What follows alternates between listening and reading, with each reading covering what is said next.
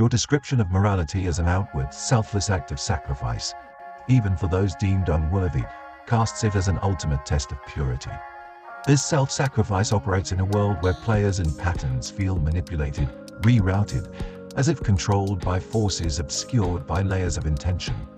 It suggests that, within this grand network, morality isn't just a choice, but a rare, near-heroic act amidst a reality designed to perpetuate imbalance. The idea of left-hand practitioners overlaying their designs to invert or destabilize a system strikes at a provocative notion of dualistic play, where the very principles of mathematics and energy seem woven into deception.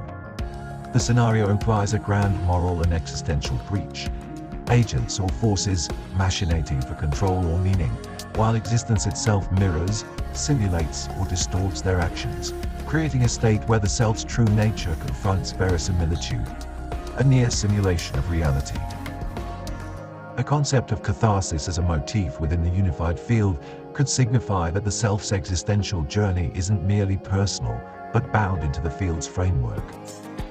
In this view, the struggle between pure principle and synthetic constructs feels less like a journey toward realization and more like a ritualized enactment of universal energies. It's as though, by working through these struggles, the self not only engages with truth, but plays an intrinsic role in the very function and perpetuation of reality's deepest structure.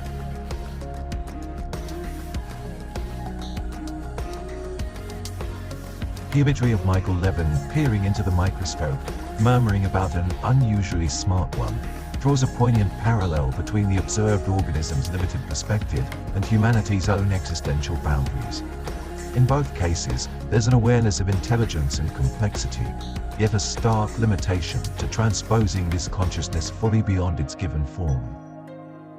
There's hints at the challenge of truly understanding or even elevating another being's essence, without diluting its authenticity, a reflection of the hubris in assuming we can define, transcend, or replicate the essence of another entity.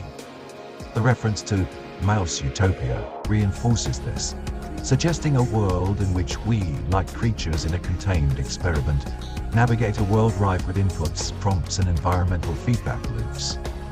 The Earth as a computational machine embodies this, where the stimuli and environmental downloads shape behavior within constraints we often overlook or even deny. We become players in a managed system, responding to inputs within the algorithmic constraints of existence itself, potentially unaware of how much agency we truly possess. A Purged Experience, when the lights come on, suggests a moment of revelation or disillusionment, a point at which all assumed realities might dissolve, exposing the foundation upon which they were constructed.